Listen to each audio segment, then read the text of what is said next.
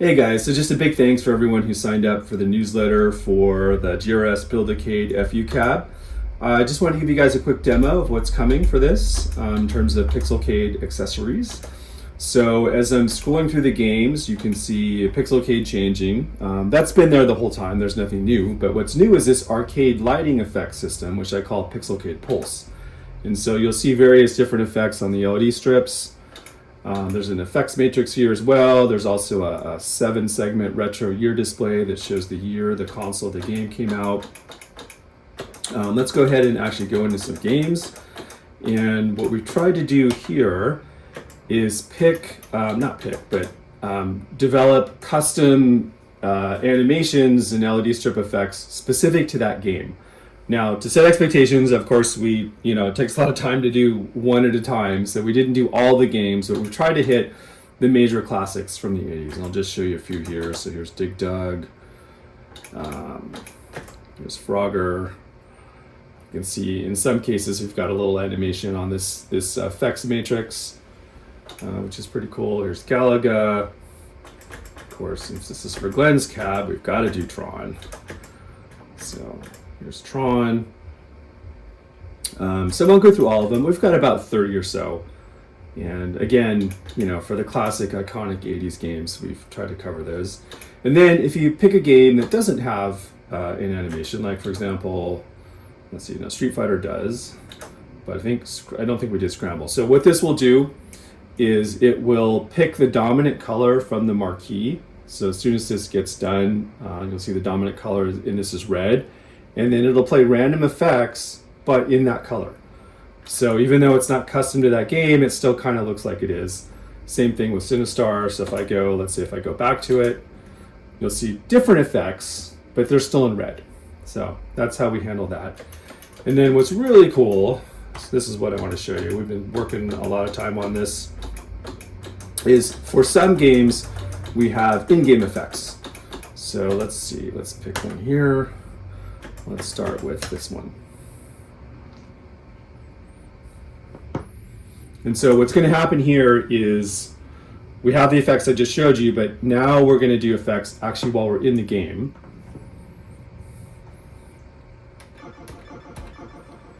Okay. And so watch what happens as I shoot something.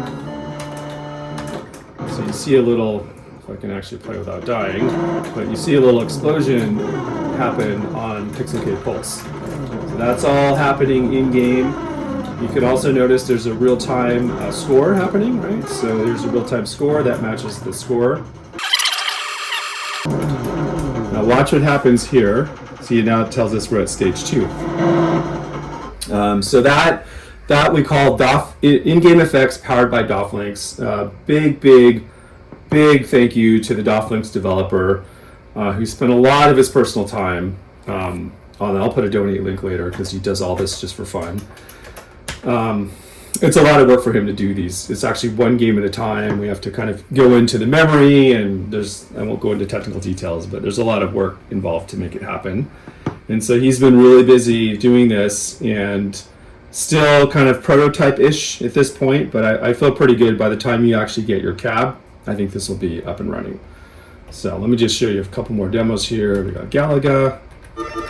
This one I did an explosion effect just specific to Galaga. So watch what happens when I shoot something.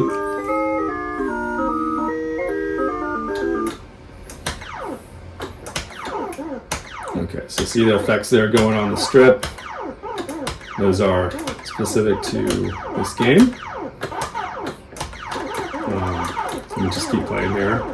So there's a lot of stuff going on. We actually have in-game effects with DOF-Links. We also have retro achievements. We encourage you guys to check out retroachievements.org.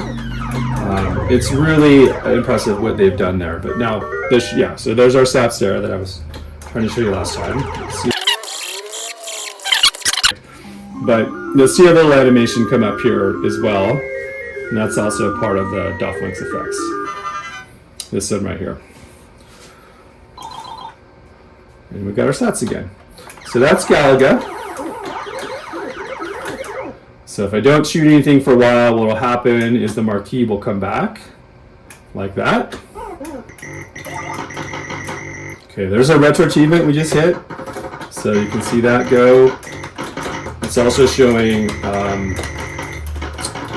an animation, an effect animation on the effects matrix as well, which you can see there in the middle.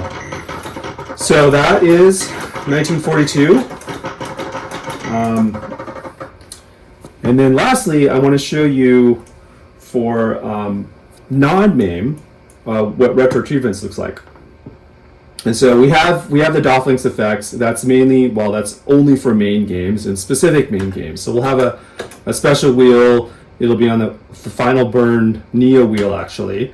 And all the games that are enabled will be here. And you can add other games too, but only certain ones will have those effects. But I want to show you one that has retro achievements effects. And there's a lot of games that support retro achievements, NES, Atari 2600. There's actually quite a bit. And so let me show you what that looks like. So you launch the game. It's going to tell you we have retro achievements activated, so you know that there's a visual there. And let's go to start. And so for this particular game, there's a retro achievement once we hit 1,000 points.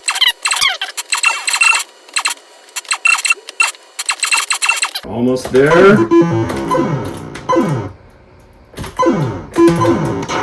Okay, so there's our retro achievement. We're going to play some LED strip effects, and we're actually going to scroll the text of the actual retro achievement itself. And after about 20 seconds, then we'll clear everything for the next one.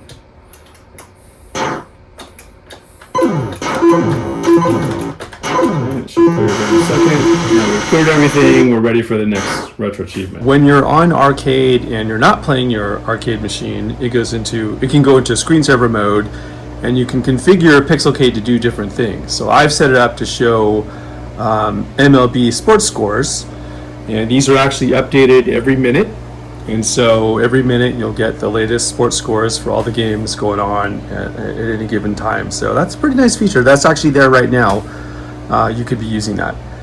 And then lastly, here is how retro achievements work. So head over on your PC, go over to retroachievements.org. You'll see here all the achievements they have. They've got so many. And then for you personally, you can see this screen which shows you the retro achievements that you've achieved. So it's a really kind of a nice, fun way to kind of rediscover some of these retro games and track your progress in each of them.